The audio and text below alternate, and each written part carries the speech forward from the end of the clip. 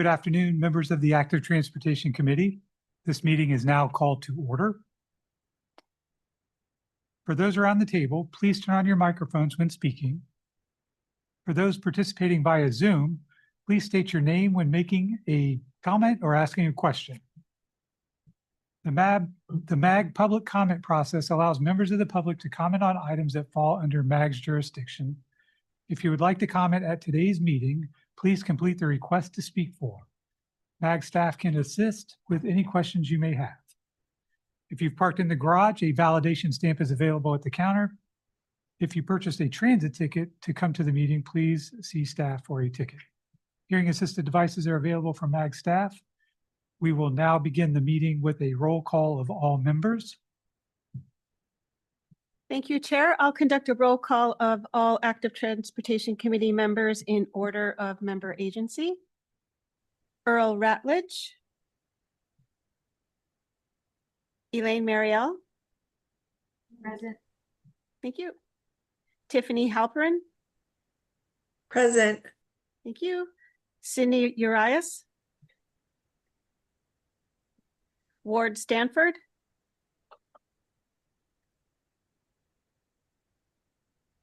Anissa Gerard. Here. Thank you.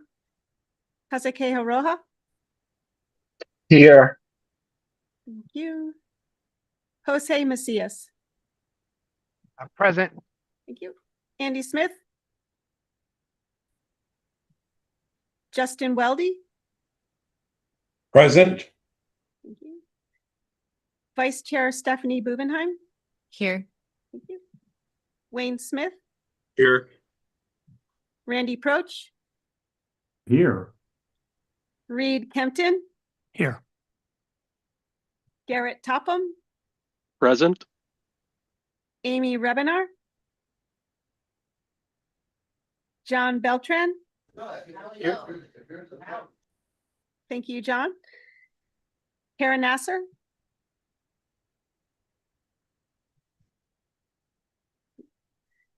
Nina Arredondo.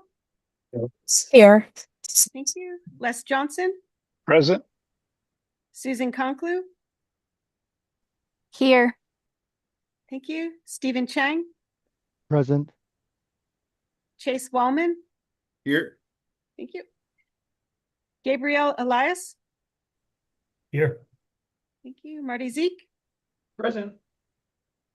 Grant Anderson. Here. And Chair Patrick Sage. Here. Thank you. Chair, we do have a quorum. Thanks, Kate. Our next item is a call to the audience. This is an opportunity for the public to comment on items that fall under MAG's jurisdiction that are not on the agenda, informational items, or items on the agenda for discussion and not for action.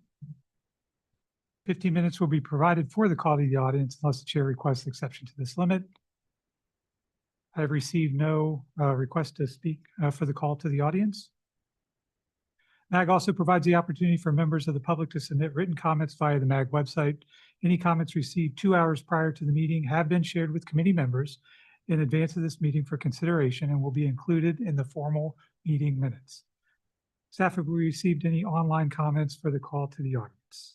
Thank you, Chair. We have received no written comments for the call to the audience, which have been provided to the members in advance of the meeting. Thank you, Kay.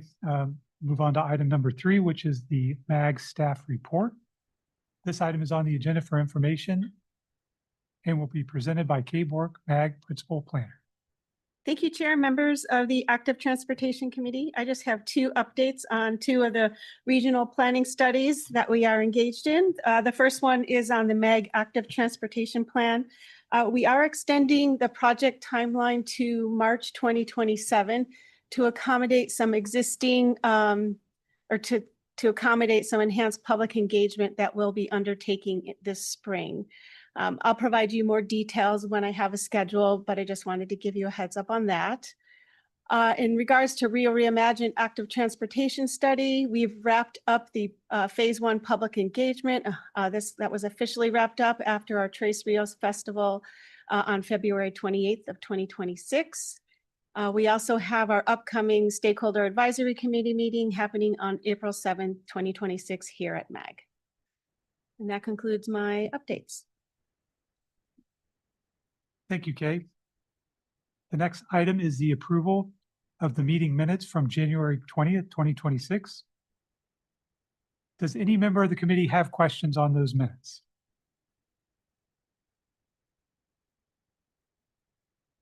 Hearing none. Oh, sorry. I was trying to find, this is Susan Conklu. I was trying to raise my hand and I couldn't find my hand. I just needed to request to be added to the minutes that I was present.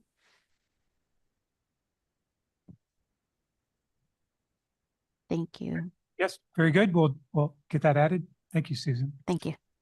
Any other questions or comments? Okay, prior to approval of the meeting minutes, there's an opportunity for members of the public to comment. We have received no request to comment on the minutes from the public. No, okay, very good. Okay, so we will proceed to the motion. Is there a motion to approve the agenda is there a motion to approve? Motion to approve, Justin Fountain Hills. Thank you, Justin. Do we have a second? I'll second. Garrett from Mesa. Thank you. We will have those participating in the meeting online take part in a voice vote by turning on their cameras and unmuting the audio. We need to see the faces of everyone to participate in the voice vote. For those who cannot or do not want to turn on their cameras, staff will conduct a roll call vote. Staff will only call on those virtual participants who did not turn on their cameras. Members, please leave your cameras on until after the roll call vote so staff can count the people's names whose cameras are not on. Okay. Again, I have a voice vote from those in the room Okay, that's it. and those online. Those in favor, say aye. Aye. Aye. Aye. Those opposed, nay. Thank you. Members, please leave your cameras on. Staff, can you take a roll call of the members participating virtually who did not turn on their camera? Thank you, Chair. Jose Macia. Aye. Thank you. And Kara Nasser, Aye.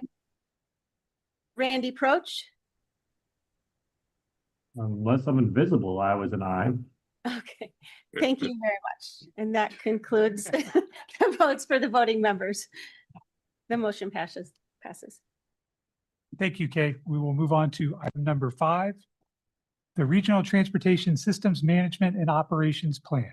This item is on the agenda for information and discussion and will be presented by David Lucas, MAG Intelligent Transportation Systems Manager.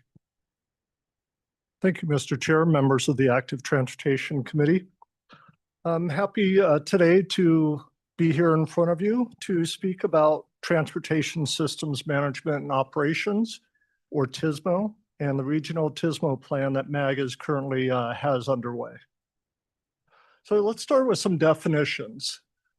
So TSMO focuses on optimizing the performance of transportation systems through operational improvements. And there are a variety of strategies for doing so that we'll talk about in a moment. Now, another term that you may be more familiar with is ITS, or Intelligent Transportation Systems.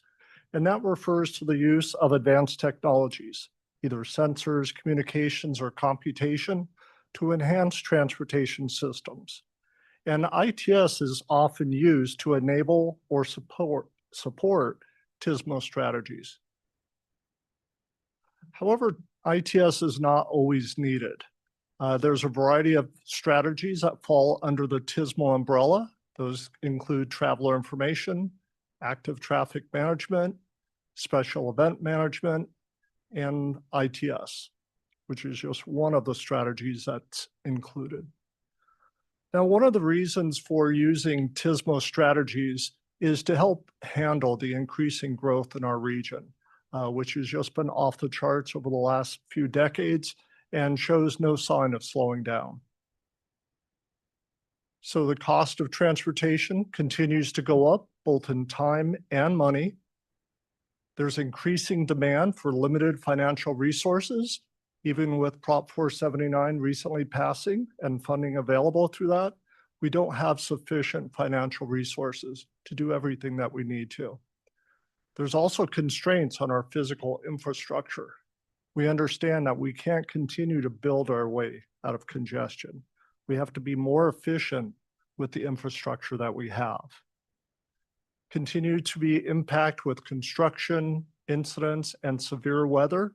So we need to focus on all opportunities to improve the safety and reliability of our system. And we need to welcome all approaches, and especially those innovative ideas that allow us to handle multiple problems at once rather than taking them on singly. We're all familiar with the growth of the regional transportation system, especially with Prop 479 recently passed. It's great to look back to see what we've been able to accomplish with Props 300 and 400.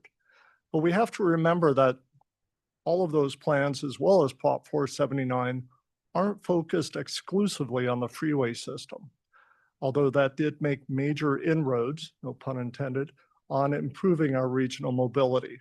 There have also been significant investments made to our arterial street network, our bike routes, our sidewalks, and other infrastructure that directly impacts the work of this committee. TSMO is a mindset. It's not a specific project that has a start and end date. And to be most effective, it really needs to be institutionalized within your organization. That includes incorporating it into business processes, starting at the planning level of projects, not waiting until a project is almost done and trying to tack it on at the end. Incorporating it within your systems and technology, looking at performance measures, making sure that you're actually measuring what you're using to assess the performance of your system. It also comes down to organization and workforce, making sure that you have the necessary training so that your staff is aware of the different strategies TSMO offers. And finally, it comes down to collaboration, which is a big part of TSMO, working with your neighbors, working better within agencies, and breaking down some of those institutional barriers. TSMO is within the Regional Transportation Plan, and it forms a core component of the options that are available to address the challenges that we have with our system. And TSMO is something that this region has been practicing for decades. It's not a new concept. The most recent effort was with the 2018 SMO, or Systems Management Operations Plan, that is called out in the plan. And the regional TSMO plan that I'll be talking about shortly is just a continuation or an expansion of those efforts. ITS, emerging technology, and other TSMO strategies are also part of the investment strategy that's laid out within the RTP, identifying these as very cost-effective solutions for our transportation network. You've probably also seen this slide in many different forms, but it highlights just the magnitude of some of the numbers that are involved, the level of improvement that we're going to be able to make to our infrastructure, improving arterial lane miles, freeway, as well as our transit infrastructure. And it also highlights the magnitude of the funding that's set aside or allocated for emerging tech and ITS, as well as non-motorized transportation. So again, TSMO is a regional mindset focused on optimizing system performance. It's not focused on a single intersection or corridor or a single travel mode. It's really focused on sharing information and coordinating responses to improve overall situational awareness. Some of the benefits of TSMO are really making the most of existing infrastructure. With Prop 300, 400, now 479, billions of dollars are being invested in our transportation infrastructure. So we need to get every dollar out of it and maximize those investments. We need to improve coordination between system operators, whether that's within agencies or across jurisdictional boundaries. We need to improve the reliability and safety of our transportation system. And as costs continue to increase, there are effective strategies that TISMO can provide to reduce some of our O&M costs. So having set the stage for TISMO, I want to talk now briefly about the regional TISMO plan that MAG has underway. A big part of this plan has been stakeholder engagement, making sure that we have a good understanding of local agency practices, existing infrastructure, and programs. So that's been the focus until last month of this plan. And again, I just want to emphasize that while MAG is leading this effort, this is a regional TISMO plan that is led and meets the needs of our local agencies. So our focus now is moving on to setting the vision, goals, and objectives of the plan and identifying recommendations for program areas.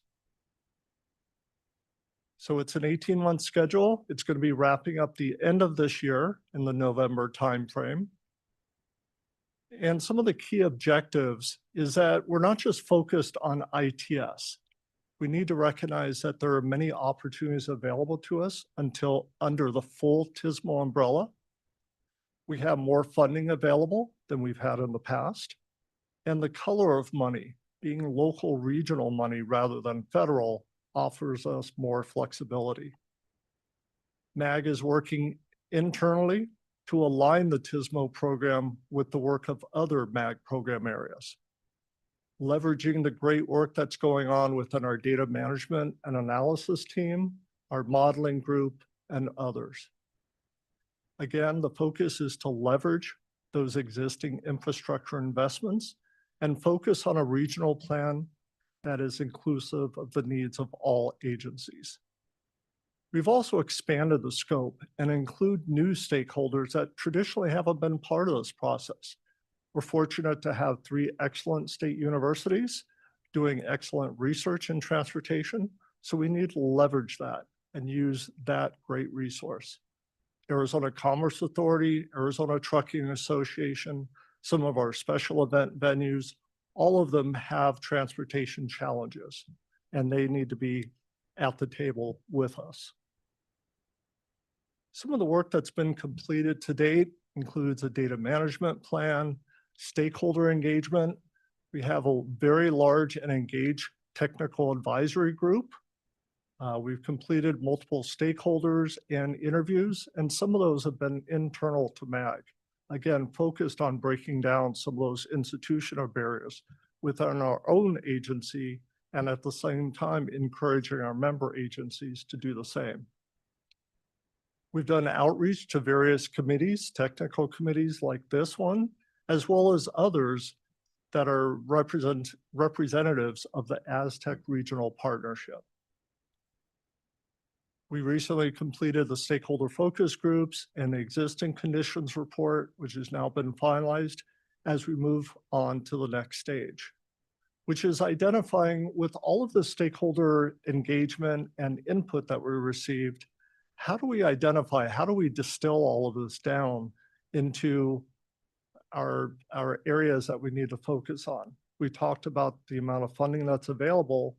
We want to make sure that we're doing this in a logical fashion and addressing some of the major challenges that we have. Some of those are recognizing that we need a shared regional data ecosystem. A lot of agencies are collecting some great data, but it's being siloed within their agency. It's not being shared. So again, we're not getting the full benefit out of those investments. We also want to prepare for future technology. There's a lot of developments that are going on. Let's make sure that we're prepared for it. And again, others like upholding a culture of safety, which ultimately is our bottom line goal.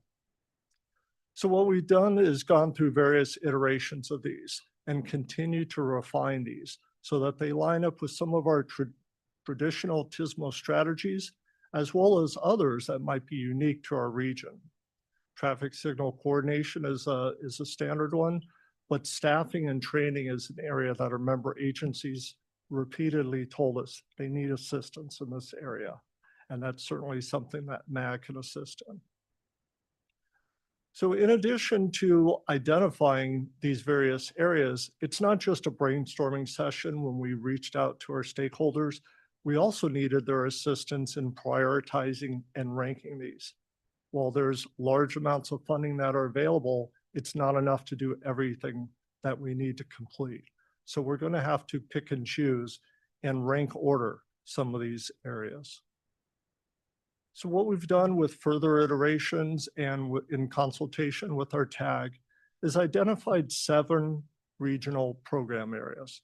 And these can be organized into 3 focus areas that are on the right side of your screen. In regional mobility management, we're focused on incident and emergency management, multimodal management, traffic operations, and integrated corridor management. There's also assistance needed in the areas of communications and performance management, as well as creating a hub for research and support resources. We also need to recognize that every one of our member agencies is different and is at different levels within these program areas. Some have not done anything and they need some assistance doing the planning.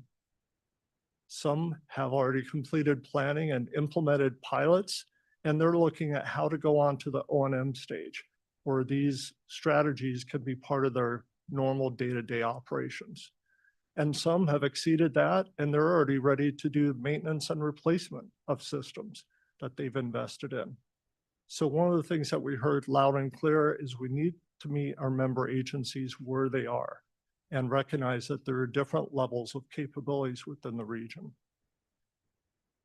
Some of the related study activities that are ongoing makes this an excellent time to do this regional TISMO plan. Wrong way detection gap assessment was recently completed. We've evaluated our traffic signal optimization program to identify areas where we can improve upon it. And we've also looked at various strategies in the past that have focused on freeway operations. So those have recently been completed, and those outputs are being incorporated into this regional TISMO plan. Other efforts that are ongoing in parallel are updating our regional ITS architecture, making sure that we understand all of the different systems, devices, and data flows, assessing our regional community network, which connects all of our member agencies and is an important resource for doing that all-important data sharing that we mentioned earlier, as well as the regional active transportation plan that is being developed and overseen by this committee. Several major deliverables have been completed and will be completed over the next few months. The vision and framework are under continued development and going through various iterations.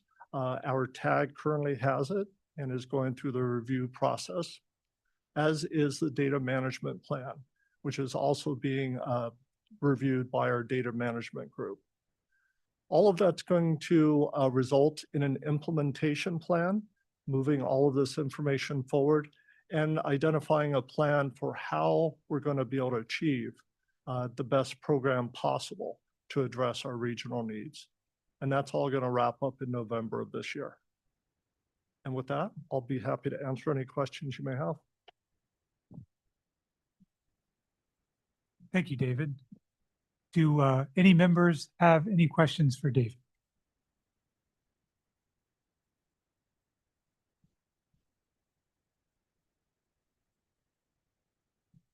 I have one quick one, perhaps. Can you describe a little bit what the mechanism for agency engagement has been? I'm curious as to how that outreach or that conversation occurred. We basically have started with the ITS committee and many of our ITS stakeholders, but we also ask them to include others from within their departments to cast that net wide. We do have some stakeholders which are also outside of the ITS space, mainly from the public safety sector. We also have some that are representatives on this committee that participated. So we reached out to some of our technical committee leads in order to identify some of those stakeholders. So it's been a variety of outreach that we've done. And part of that was done through those surveys as well that went out, where we tried to solicit, and we've consistently added additional members to the tag over time as word has gotten out within the different agencies. Great, thank you. Any other questions? Reed? Yeah, specifically, how will this help bicyclists and pedestrians move around the valley? Mr. Chair, members of the committee, Mr. Kempton. One of the focus points that we have of this plan is that we want to serve all roadway users. So we're not focused specifically on just those that are on the arterial or using the transit system. We're trying to identify strategies that will improve the efficiency of the network in service of all users, whether you're on a bike, whether you're a pedestrian. Some of those are going to be helped by technology that's going to be deployed. For example, vulnerable road users that are at intersections. If we can improve the detection and the capability of identifying that they're there, then we can provide a safer environment as well as improved service for them. There are also improvements that could be made when we're optimizing the operation of signal corridors, making sure that signal timing is updated to take into account sufficient timing for pedestrians. Technology tends to be one that helps the most in that area, just because it's typically underserved when it comes to technology. It really focuses on the vehicle traffic. So that's an area that I think specific focus can be given, but it also helps to identify other opportunities for strategies that can help them, like work zone management, being able to do integrated corridor management to make sure that when detours happen and incidents happen, that pedestrians are taken into account as part of those strategies as well, to make sure, again, that it's not vehicle centric, that we are using and trying to address the needs of all roadway users. Okay, thank you.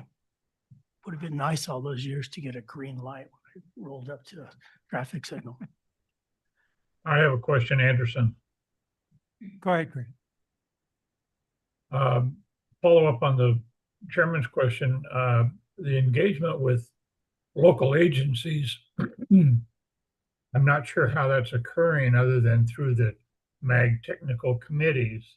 It appears that there may be some additional contact that may be needed. I mean, just your last comment regarding an accident.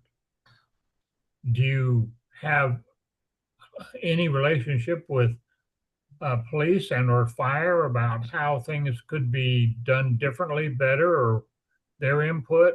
I mean, it seems like you're missing out on the local agencies' total input, and I'd like to improve that. Mr. Chair, members of the committee, Mr. Anderson, great question. And we are constantly trying to improve the outreach. As I mentioned earlier, we have members that are on the committee that are from the public safety sector. We did do targeted outreach to fire medical groups as well as the police. And we do have some representation on our technical advisory committee from those groups, recognizing that that is an important area that we need to address. One example of an area that's near and dear to their hearts is emergency vehicle preemption, making sure that we do that in an effective manner so that we minimize the disruption to traffic operations, but also allow those first responders who are on their way to incidents to get there safely and efficiently. So that's definitely another area, another TSMO strategy that we're focused on this as well. And some of the outreach that we've done have highlighted some additional areas that we need to work on. Some of those include integrating CAD data when the various agencies are dispatched, incorporating information about the routes that they're going to be traveling. Are we getting the most benefit out of that data possible? For example, some identified issues that some jurisdictions happen with railroad crossings, where sometimes when they're on their way responding to an incident, they'll come up to a roadway that's blocked by an active train. Isn't there information that's available that we could make sure that we don't route vehicles in that manner, causing unnecessary delays? And that was an idea that had not come up previously in some of our earlier discussions. So to your point, Mr. Anderson, that's why we have reached out to as many stakeholders as possible. We can't include everybody, unfortunately, but we are welcome if there are others at your agency that would like to be involved. My contact information is on the screen. Please have them reach out and contact me, or if you want to share their information, I'm happy to do the same. Thank you. If we can receive a copy of the slideshow, I think we can distribute those internally and that'll be helpful too. So, Yep, Kate can make that available, sure. are there any other questions? Okay, thank you, David. Thank you. Okay, we'll move on to item number 6, which is the MAG Active Transportation Design Assistance Program Evaluation Study. This item is on the agenda for information and discussion and will be introduced by Justin Baruman. Hopefully I got close. MAG Close. Transportation Planner. Afternoon, chair, members of the committee. Justice Berman, you're close. That's all right, though. Today, I'm going to present some of the preliminary findings from MAG's evaluation of the Active Transportation Design Assistance Program. You might remember I came last year to introduce this effort to review how the program has performed and understand how agencies are using it, identify some opportunities to improve the program moving forward. So about the program itself, it was established in 1996 to support the implementation of pedestrian and bicycle facilities. That was 5 years before I was born, so quite a while ago. And the program itself funds early stage planning and design work up to 15% conceptual engineering, so that the agencies can evaluate the feasibility, develop project concepts, and prepare for future funding opportunities. This is a competitive program that doesn't require any local match. It takes $500,000 every year, give or take. It has been lower in the past, not adjusted for inflation if we're talking about previous years, but it takes that $500,000 annually, turns it into 15% preliminary designs for those projects that are evaluated and selected. And so for the evaluation, we needed to take a look at this 30-year-old program, review how it is supported, not only just the active transportation goals of MAG, but also as they've evolved with the member agencies as well. And so we wanted to focus on three main areas where we can review the program data and its outcomes. We wanted to conduct a spatial analysis of the awarded projects, and we needed to gather feedback from the jurisdictions that participate in the program. This is so that we can continue supporting those safety, the connectivity, and the multimodal transportation goals that we have here. And so once we knew what we wanted to do, we approached Cambridge Systematics with some objectives for this study. One is we wanted to do an analysis of the project applications from the beginning of the program to today. We needed to review exactly what the funding and outcomes were of all of those projects, as well as the geographic distribution, so that we can understand how the investments are distributed across the region. And of course, we needed to actually understand the ground truth. What are the agencies experiencing? How is their participation, and what challenges are they facing? So, elephant in the room, 30 years is a long time. We knew it would be a monumental task to go back and find all of the project applications from the program's history, but we didn't realize how prohibitively difficult that would be. So we had made the decision to go back 10 years of the program's time and project applications, which we feel is a sample that is reflective of the core work that the program has done. And so in that past 10 years, we reviewed the 117 applications that we were able to find. And of those 117, 75 of them are design assistance funded projects. These are the projects that are funded through the regular cycle of the program each year. We also have 22 closeout funded projects, which I'll discuss later, as well as 20 unfunded projects. And I'll just show a distribution here of what the spread is between the east, west, and the central cities. So when I say projects, what does that mean? It's really just a few things. the projects funded through the program cover a range of bicycle and pedestrian improvements, with the most common being these street improvements, which are multimodal corridor improvements, as well as multi-use paths, bicycle facilities in places that they didn't exist before, sidewalk and pedestrian improvements like ADA curbs and ramps that improve the access that pedestrians, non-motor vehicle users have of the corridors. So the funding summary. For what we reviewed of this past 10 years, those 117 project applications, there was a total of about $7.7 million of funding requested through the program and project applications, which we, as MAG, awarded about $5.14 million. Obviously, this is showing that there's a disparity between how much agencies are trying to get out of the program versus how much money we actually have to go around. Now, of the 5.14 million, we distributed and ultimately invoiced $5.07 million. And that disparity just comes from projects that are awarded, allocated, task orders signed, but they come in under budget at the end of the day.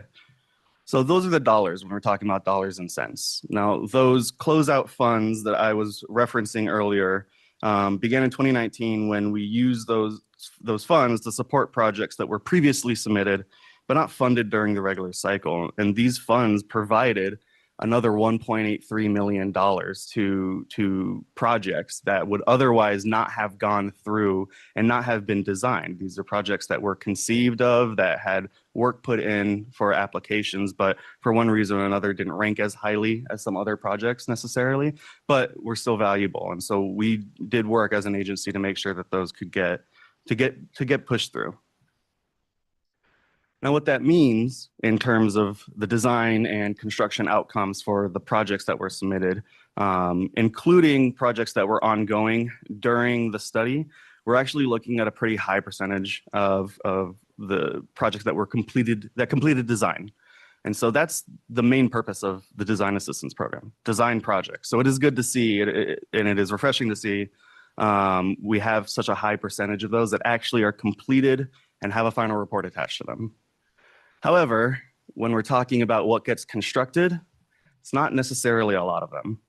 Cumulatively, we're looking at about 16% of these fully designed, funded, and paid for projects that actually get built. Now, we had one canceled. It is what it is. That is an outlier in terms of these projects.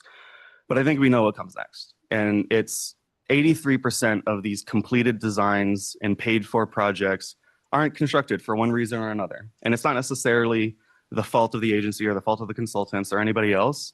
The program is made, and its goal is to have completed designs at the end. But it's not possible to completely ignore the context surrounding the fact that a majority of what gets designed never leaves that final report. So the spatial analysis component of our study, we wanted to focus on a foundation of mapping those 97 funded projects, because remember, we had those 20 unfunded projects, where we wanted to look at 4 components, 2 of which are related to community need, and the other 2 are related to criteria that affects project ranking and influence selection very heavily. A lot that we heard during our feedback with our member agencies and the jurisdictions, which I'll get to in a second.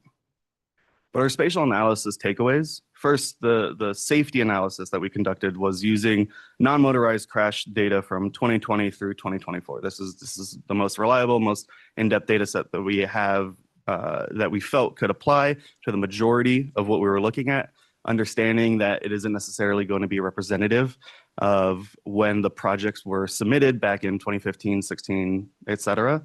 But most of these projects, we found that they're located in areas categorized as very low or low to medium risk. But we did see alignment with several other higher risk locations in cities like Phoenix, Mesa, and Glendale. A lot of these projects are located within a quarter mile of transit service, which does show that criteria strongly favoring transit adjacent projects does equate to a closer proximity to a stop, albeit not necessarily equating to improvements in transit connections. That's something that we don't have the capacity to identify on a per project basis. The projects are also relatively evenly distributed between the disadvantaged and non-disadvantaged census tracts. And unlike the transit criteria, the one relating to its alignment with the tiered corridors identified in the regional active transportation plan, only about 20 of those were found to directly align with them, which isn't necessarily a bad thing. It just does show that this is a program that's very useful for our agencies to address local needs rather than a regional corridor priorities for those tiered active transportation corridors. So I've been talking about this, the feedback that we'd gotten from those workshops that we held. We had 3 of them with participation from 13 jurisdictions from the West, the Central, and the East Valley. And if you had participated in those, big thank you. Those were very successful. And we got a lot of really valuable information out of them. And overall, the agencies expressed a really strong appreciation for the design assistance program. I heard a lot of those participating emphasizing that the program helps them develop those feasibility studies and those conceptual designs that can later then be used to pursue construction funding or federal grant opportunities. A lot of agencies also noted that the online application process and the consultant selection flexibility, that's that roster of pre-qualified consultants that we can engage with to work on these task orders and get those designs done, makes the program really accessible and really easy to use. But obviously there's some challenges, and we identified several, particularly around estimating project costs and understanding how certain criterion apply to their communities that don't necessarily have a tiered active transportation corridor in their boundaries or don't have or don't operate fixed route transit service. And so those are some of the common concerns that were raised, is that criteria around transit availability, regional and local project significance that heavily influences whether a project is funded, and it puts jurisdictions that can't meet one or more of those criterion at a pretty severe disadvantage when it comes to having their projects ranked higher and to receive funding, which for a smaller jurisdiction that may not fit into one of those categories, it could be pretty devastating. But we wanted to take what we learned in our program analysis and our feedback from the member agencies and figure out where the design assistance program could be strengthened. And first, I think that starts with the pre-application process, where the jurisdictions, they emphasize that the importance of the clear communication of funding opportunities, not necessarily with just the design assistance program, but outside funding opportunities, as well as the additional technical assistance would be beneficial, with a lot of them expressing interest in a peer exchange opportunity that would allow some jurisdictions to share the lessons learned from their participation in the program to better understand how they can prepare a more competitive application. During the application phase, the analysis highlighted a few places where we can refine the aspects of the scoring framework and the application's tools themselves, with stakeholder feedback suggesting that the scoring criteria related to that transit availability and the regional classifications can affect those jurisdictions differently depending on their developmental context. They also noted that the improvements to the online application portal with some clearer project data submission, like the ability to add GIS files, could improve both the application and the review process when the committees are evaluating and ranking these projects. And finally, with the post-application phase, where we found that we need to improve how the project outcomes are tracked over time with stronger data management practices and maintaining communication with jurisdictions about the project status. Where are we in terms of a finished design and moving forward and advancing that if possible? Because that's going to help MAG better understand which projects advance from design to construction and how we can better evaluate the program long term.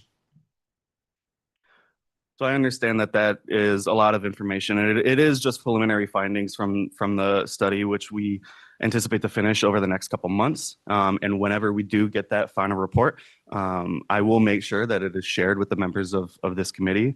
I want to give a big thank you to my deputy project manager, my colleague, Noah Gild, who was critical in the success of the study, as well as Kay, not only for administering the design assistance program, but for being actively engaged in the study as well as the stakeholder workshops and answering all the questions that we had. So with that, that concludes my presentation. I'm more than happy to take any questions from the members. Justice. Do any members have questions for Justice? I have a question, Vice Chair. Please proceed. Thank you, Justice. For the 9% that was constructed, was it only like MAG funded construction dollars, or would it count towards if the like city or town ended up constructing it through a CIP project? So Vice Chair, that's a great question because we didn't necessarily care to see at the very beginning if the dollars came from MAG or from the local jurisdiction or the federal government. We just wanted to see if anything that was laid out in the final design in that report was built at all. And so we used a lot of, if the local jurisdictions had included in their CIP or had their own reporting, or if we saw it in aerial imagery, if it was built at all, and if there was infrastructure on the ground, it counted as a constructed project or partially constructed, depending on what we found. Okay, thank you. Yeah.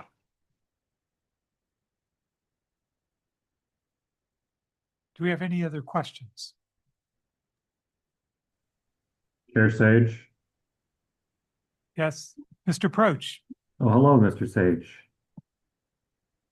I wasn't sure if you could see the raised hand feature within the confines of our online environment. Speak students. I've used MAG design assistance successfully. I can say successfully more than unsuccessfully at this point. I look forward to it every year. Hopefully it's coming again around the corner soon.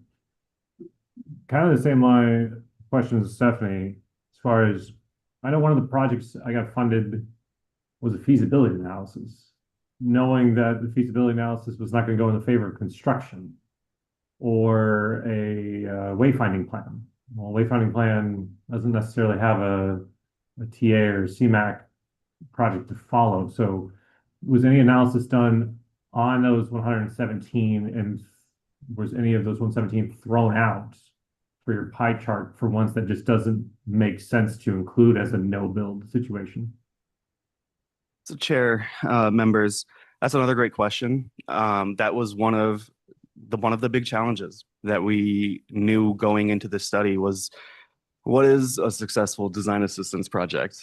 We talked about that last year when I came in, but you're absolutely right that a successful design assistance project could mean a feasibility analysis that at the end of the day decided for whatever reason a project was not feasible to be constructed, and that would still be counted as a success. But it also means that it wasn't constructed. And for your examples of wayfinding and et cetera, we still count those as successful design assistance projects. And so what I would encourage is to separate the two statistics that I showed on that same slide. Maybe I can go back to it real quick, where I mentioned that, yes, we have 83% of these projects not constructed, but the main goal is to have projects designed. And as we can see, including the ones that were in progress during the study, we have a very high completion rate for designs. So that, as a stated goal for the design assistance program, could be considered a great success. But I think looking forward, and this report doesn't actionalize anything just by its nature. It will be given to management. Any policy decisions that will be made in the future will be up to our elected officials. But it might point to the design assistance program needing to be more focused on what its intent is. This is a program that has evolved over long more than I've been alive. So over 30 years is a lot for something to stay in place in its exact form. So in the future, maybe it's more focused on just being able to give that opportunity for the local jurisdictions to complete the design. And we have another program or something else where those designs get advanced to be constructed. But I hope that answers your question in that we can separate a successful design application or a successful design assistance project from something being constructed. Thank you. Chair Sage, I'd like a follow-up question if I may. Please do. Thank you, Mr. Patrick. I guess a question for Mag or for Kay. Are we somewhat in limbo while all this is being done? I know we were somewhat in limbo when we were still figuring out if 479 was going to pass or not, but I guess, are we looking forward to design assistance this year, next year? What's new? Thank you, Randy. To answer your question, Chair and committee members, we have it on hold. We put it on hold so we could conduct this evaluation of the program, as well as putting it on hold to we see the outcomes of the Regional Active Transportation Plan, because as you know, part of that study will be recommending funding programs to implement Prop 479.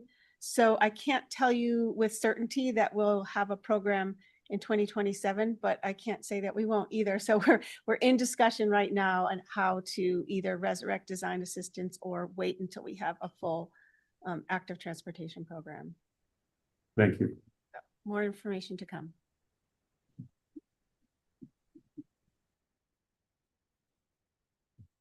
Thank you, Kay. Thank you, Mr. Proch. Do we have any other questions? Member Conklin. Thank you, Chair. Is there a chance for the agencies to verify just in case something was missed and is being counted as not completed, or to update on any of their projects on the list that what you looked at, to be able to show if that agency happens to plan to carry the design forward in the next few years or anything like that?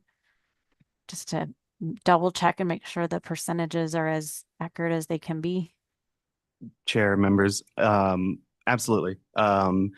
If you know of past design assistance projects that have been designed and have actually been built, I would be more than happy to discuss with you and include that in our report. We do want to make sure that we have the most accurate information as possible. That being said, we are fully aware that it takes time to build things and it takes time to plan things. So like I had stated before, we wanted to really go back all the way to give the most opportunity for a completed design to come to fruition. But we acknowledge that a design that was completed in, say, 2024 may not have had the opportunity to be built yet. So if that is a concern amongst some of the members in their cities, just know that we did think about that. If you do have something that happened, say, more than 5 years ago, in terms of a design assistance project that was completed and that has been built in that time, I'd be more than happy to discuss if you'd like to reach out to either myself or Noah. Thank you. Yeah, to that point, we actually have a project under construction that started at the first of this year that probably wasn't captured by that, or was originally a design assistance project. Right. And you know, adding more projects does help with having the most accurate information. But I think from what we're looking at, I think we can agree that adding even up to 10 of these projects that were built doesn't significantly change the ratios between constructed, partially constructed, and not constructed.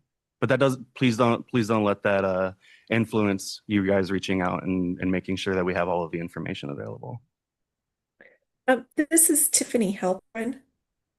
I just wanted to say out loud, and I think you're alluding to this anyway in your presentation, but this program has funded and supported some very long-term, long vision bicycle and pedestrian efforts.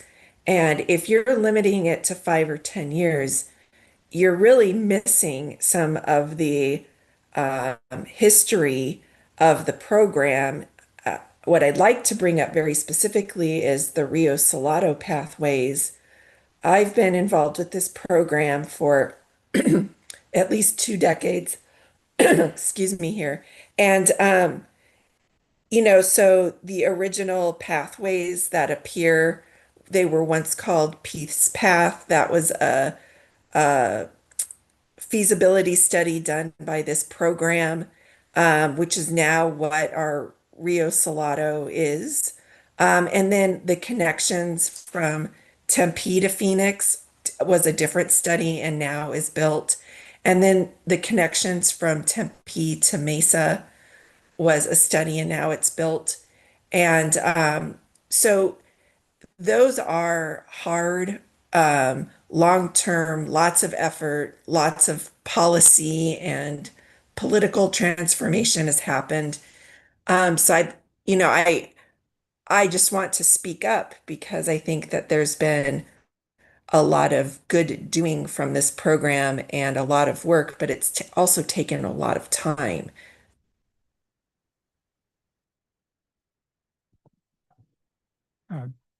Denise, would you like to say something? Yeah, I just want to thank you, Tiffany, and Chair, Vice Chair. Appreciate all of the input. Denise Lacey, Deputy Director Planning here at MAG. I just wanted to remind you something that Justice said in his presentation, and he basically said that the high percentage of completed design is more of a focus of the results of this. So we're showing this as a successful project. The challenge moving forward will simply be, do we need to make any modifications to the program to ensure that we can continue the success? We completely understand, all of us work through the 5-10-year planning cycles and understand that things don't get completed overnight or even in that 5 to 10 year period. But keep in mind that Justice did point out that the success of completing the design is very high. So thank you very much. And Chair, members, if I may, I hear you, and I'm with you there on the sentiment, because when we have a couple projects in our list that are marked as constructed that I think relate to what you're talking about. And it is very difficult to directly tie completed design to something that is politically transformed, that does take 5 to 10 years, 15 years to become a larger scale project where you had this one design assistance feasibility study as an input. I don't think that takes away from the hard work that all of the technical staff here, the policymakers have done.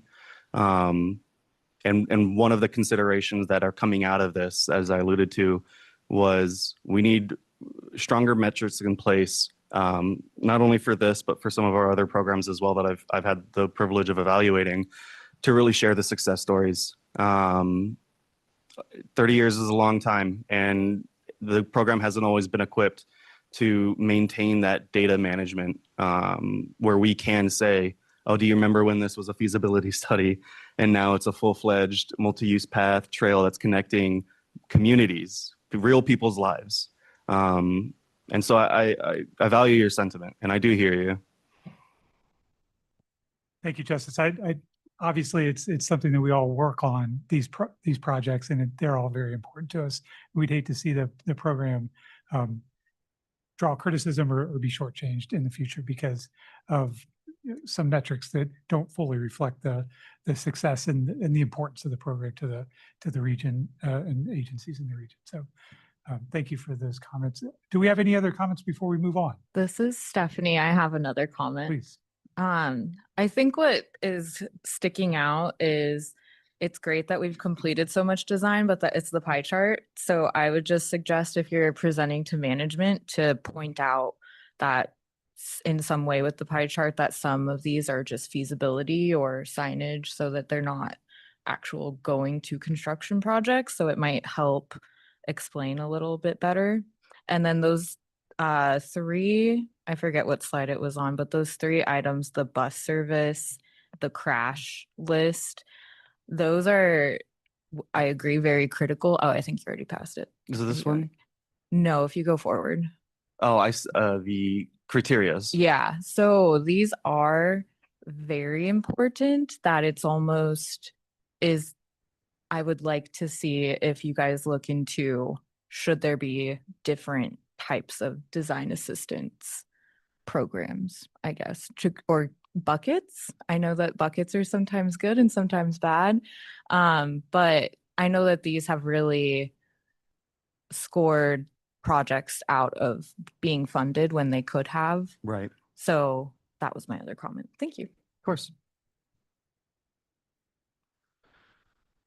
Thank you, Vice Chair. Do we have any other comments, questions? Okay, thanks, Justice. Great discussion. We'll move on to agenda item 7. This item is the City of Scottsdale's 2nd Street Neighborhood Bikeway Design Assistance Project presentation. How appropriate.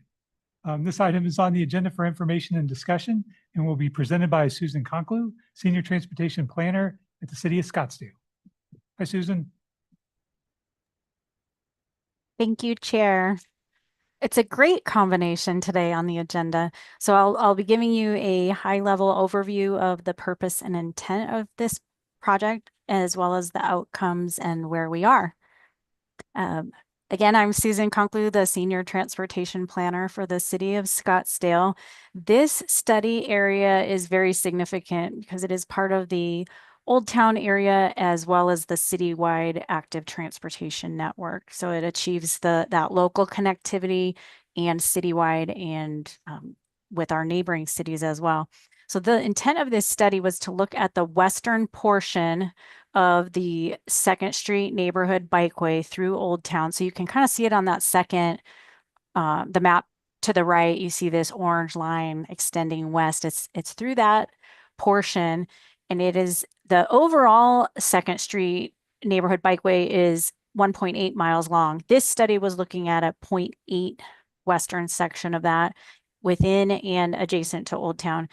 And this connects to the Indian Bend Wash path to the east. So you see that on a green north-south line, as well as the Arizona Canal path to the north, and also to the Crosscut Canal to the west that extends down into Tempe. This includes existing and planned improvements in the 2nd Street corridor. We're kind of doing a couple things at the same time related to the bigger corridor. This segment is also included in the 2022 Transportation Action Plan Neighborhood Bikeways. It's a new category for us within the bikeway element. Some cities call them neighborhood greenways, some call them bicycle boulevards. We decided that neighborhood bikeways was more suitable here. And in that Old Town Bicycle Master Plan, those are the key routes you see on to the right. That was from the MAG Planning Assistance Program, if you remember a few years ago, that was very similar to the Design Assistance Program.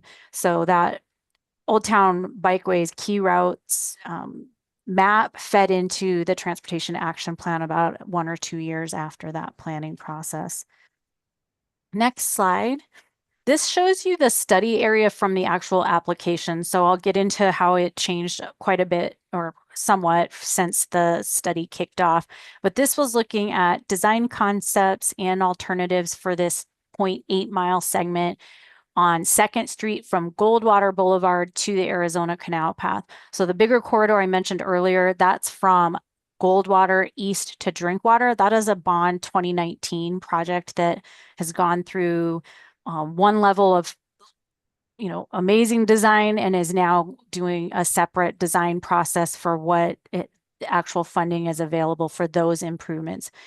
We also, in the application to MAG, wanted to propose a pedestrian hybrid or hot crossing at 2nd Street and Indian School. That ended up not being feasible, but we wanted to get everything that might be possible included in the study when we requested the funding. Other connections in the neighborhood that connect to canal paths include 68th Street. That's that dotted orange line you see on the kind of through the middle of the corridor. And then Navajo Trail is the other shorter or excuse me, north-south corridor, and then Osborne Road on the south from originally 64th Street to 68th Street.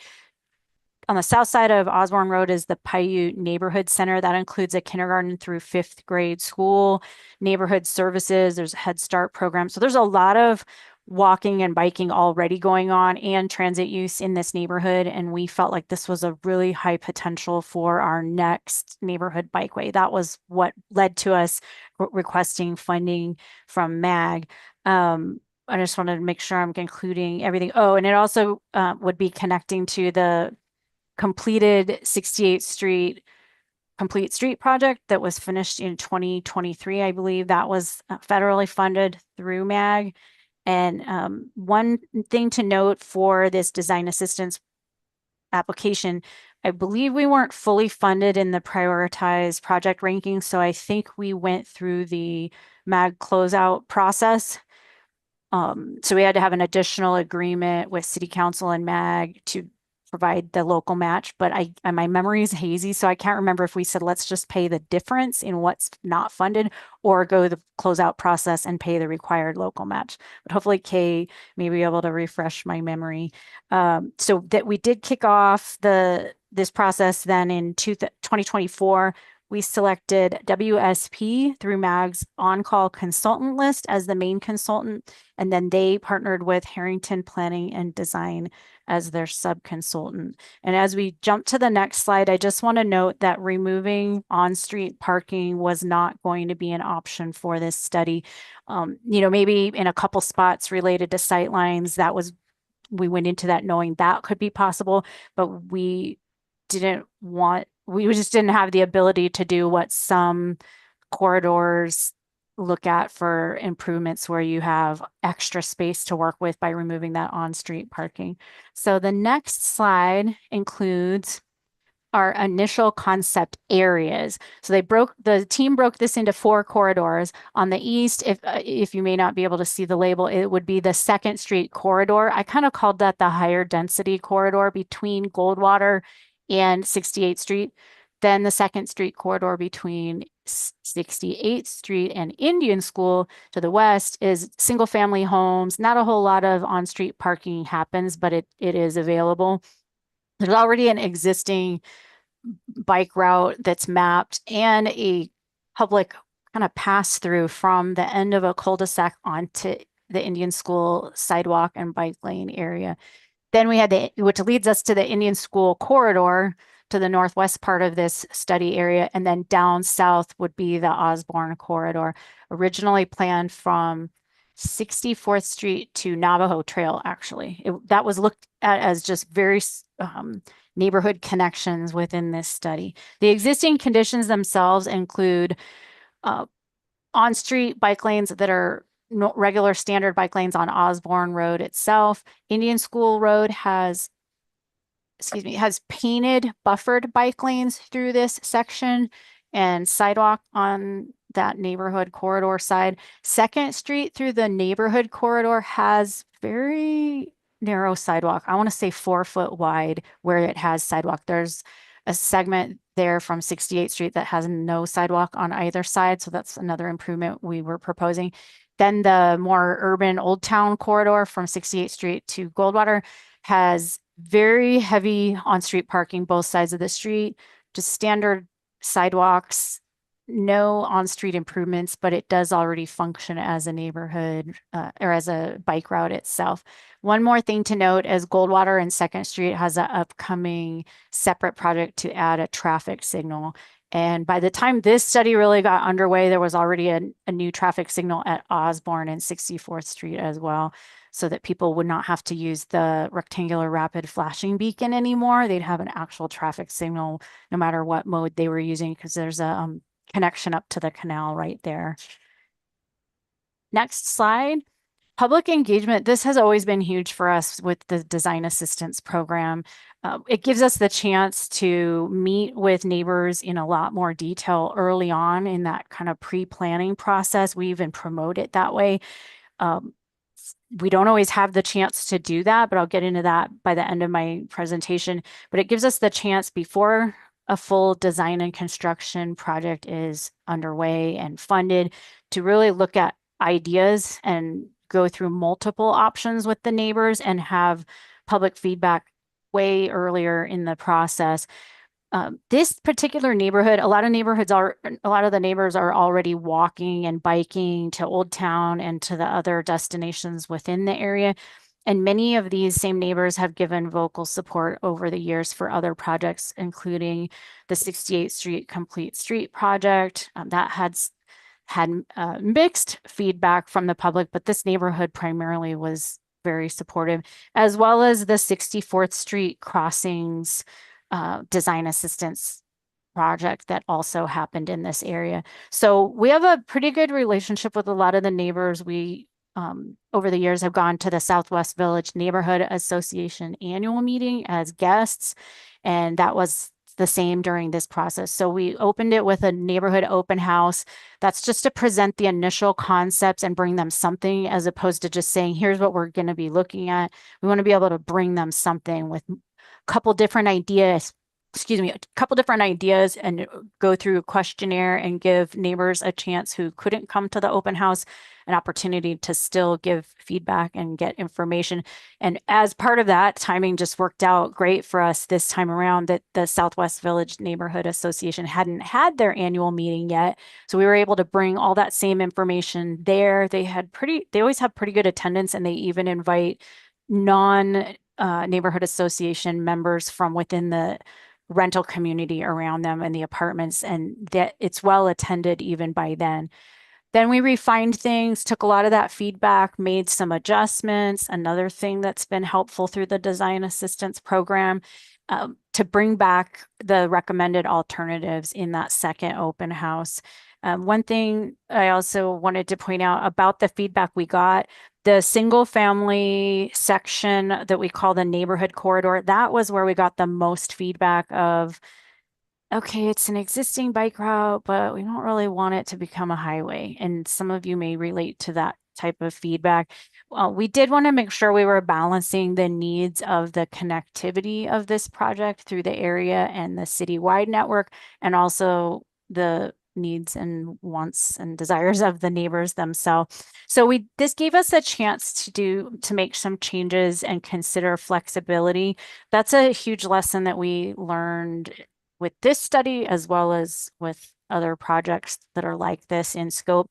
And I feel like that's easier to do early in the process, like when we're doing design assistance or doing feasibility studies, rather than trying to make changes or being told to make changes later in the process when you already have your funding for your full design. So that's one of the things that I love the most about design assistance. Next slide shows you where we ended up. So this is the 2nd Street, more that high density corridor.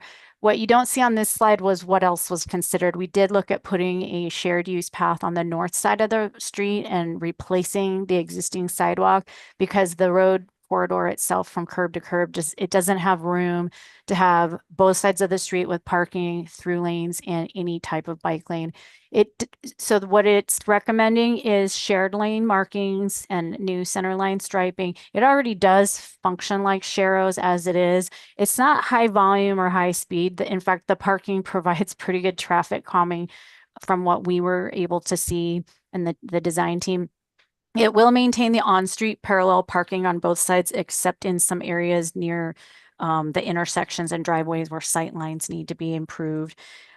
Bulb outs are planned at the 69th Street intersection, and as well as a high visibility crosswalk on the east leg. We were asked to go from a 2-way stop to a 4-way stop there, but it wasn't warranted, but neighbors all really wanted that. So sometimes we can't be flexible with making changes, but in this case, we were able to do parts of that, like shortening the crossing distance within the street and make people a lot more visible at that intersection. And then a high visibility crosswalk is included for the intersection at 68th Street, as well as wayfinding signage. That's recommended throughout this full study area.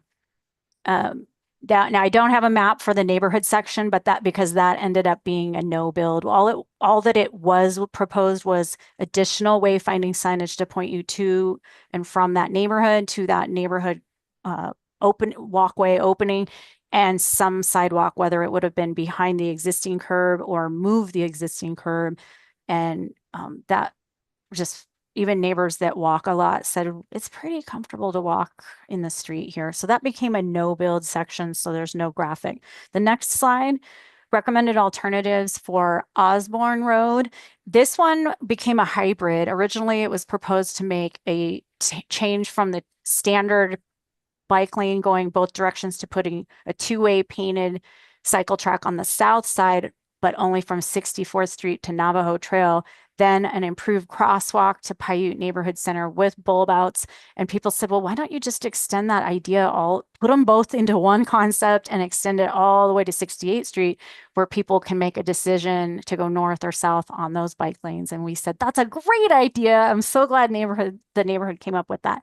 So that's what this is proposing. It does keep the existing parking on the north side of the road. It's basically just shifting everything over to kind of rearrange the bike lane, single bike lane in both directions to that dual two-way bike lane on the south side. We only have one very short segment in our city that's like that, but it worked pretty well there. And this looks like a good location to do the same. Next slide. The Indian School corridor, please note that you see green markings there. That's not for green pavement or green concrete. It's just to show that that's a separate adjacent project, which is the 64th Street crossing study. That is actually moving into full design shortly so that we can build that one. And this could be something where we combine the improvements into one. This segment proposed either extending a wider sidewalk or moving the curb and creating some kind of shared pathway, taking the buffered bike lanes away and having them share the sidewalk space to provide more width. But we ultimately decided that we wanted to leave the curb where it is and just make a wider sidewalk through kind of a pinch point. To the east, the sidewalk does widen out more. So we're doing minimal improvements in this area as part of this study. But then again, signage throughout. Next slide. These improvements will be prioritized for the funding requests, either through the city's annual CIP budget process, but more likely it will come from the Bikeway yearly program fund. We think that will be manageable through that project and not have to be bound to the CIP budget process and schedule. Again, we may coordinate some improvements with other projects like the 64th Street Crossings project or pavement maintenance. We do that as much as possible. And then I just wanted to really close out with explaining how this MAG design assistance project has served as a model for City of Scottsdale. We're now following this similar process locally funded as much as we can that helps us to know what the design concepts could cost, but we're calling them kind of pre-designed feasibility studies. And that's helping us to improve our planning and internal project prioritization and budgeting because it's giving us the chance to look at multiple concepts, vet those, in some cases have public engagement early on, but not always. And then also the most important has become generating a more accurate cost estimate. And so that was a big push internally that you need to be doing more feasibility studies and looking at what's even possible. That does not mean we don't love getting this assistance from MAG when it's possible, but we've been really looking at how can we take this same idea and model it for all of our projects as much as possible. The only slide at the end I've got there is really just what the costs were for the total. And then we've been able to refine that over the years as well when we've been lucky enough to receive design assistance funding. We learned a few years ago that we weren't thinking of certain things that we needed to be including in those costs. So it's a learning process, but that's where we are. We don't have a schedule yet, but I would say we probably would complete these improvements within about the next year. And I'll be happy to answer any questions or take comments. Thank you, Susan. Thank Do any you. members have questions or comments for Susan?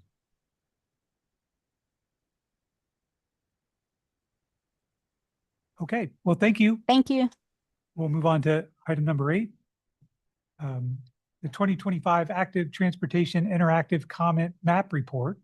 This item is on the agenda for information and discussion and will be presented by Kay Bork, MAG Principal Planner.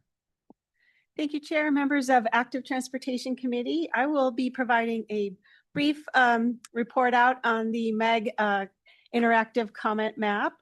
Just a little background, this tool started with the 2020, thank you, 2020 Active Transportation Plan, and it was expanded in 2021 into an ongoing public feedback resource.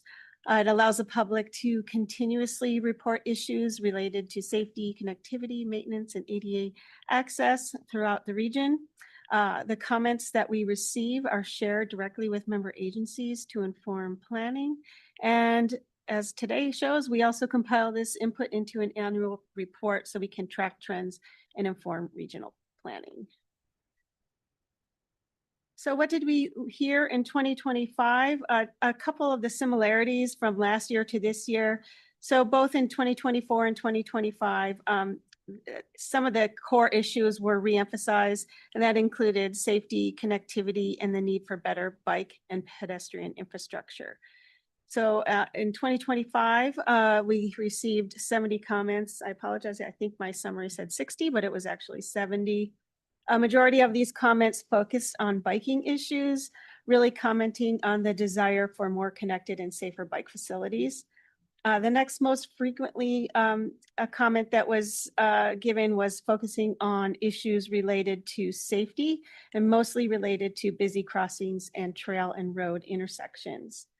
Some other new comments that were received that weren't last year were related to mid-block crossings. We received quite a few of those, and those were focused on the desire for safer crossing options, especially where there were activity centers like parks and trails. And the connectivity comments really focus on the desire for better trail, bike route, and walking path connections.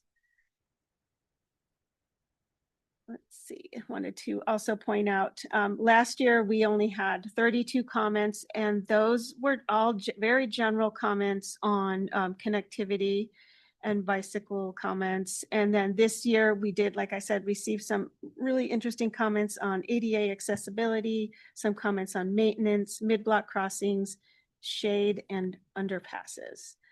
So your info summary does include a table that includes all the comments by jurisdiction with the full comments for you, so you can actually read those and take use that information in your planning. So just a reminder of the MAG Active Transportation Comment Map. There's a link there on the bottom left-hand side of the image. And these are all the comments we received in 2025. And the reason I'm just showing you this map is just a reminder that you can access that map on the MAG website at any time.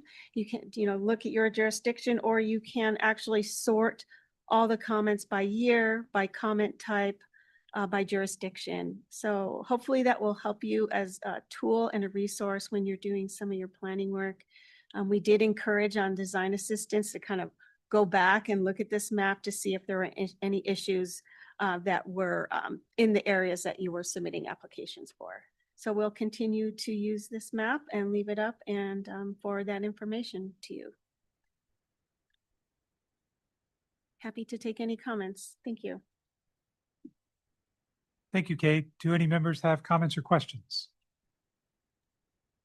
Hi, Kate. I have a quick question. I've seen some promo business cards flying around MAG for other efforts. I'm wondering if you guys have one for this map, because I would love to have a little handout or something. I can encourage people to use this at our events and stuff like that.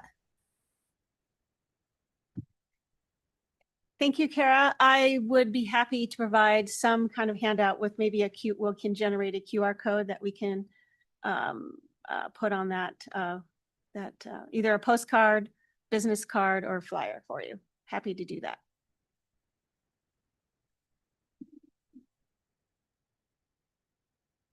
Any other questions or comments? Okay. We'll move on to agenda item 9. This is a request for future agenda items from the members. Are there any requests from the membership for an item on a future agenda?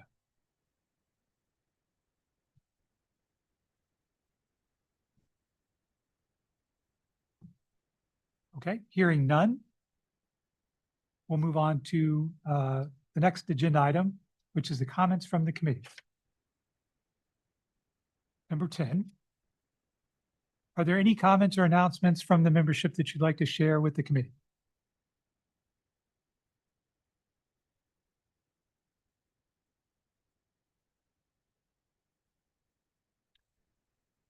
Okay. I don't have any. Chair, sorry. That's okay. This is Susan Conkler from the City of Scottsdale.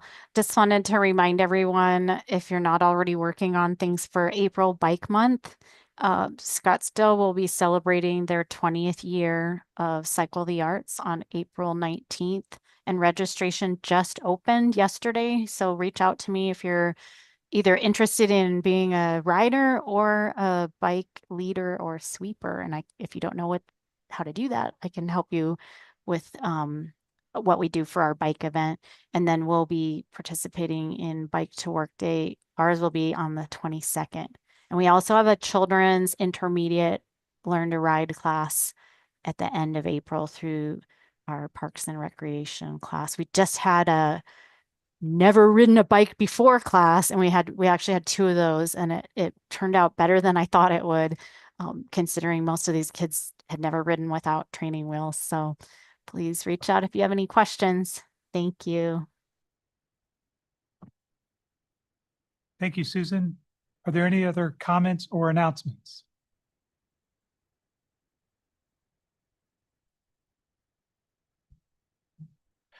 Okay, hearing none. The next meeting of the Active Transportation Committee will be on Tuesday, May 19th, 2026 at 1 p.m. with no further business to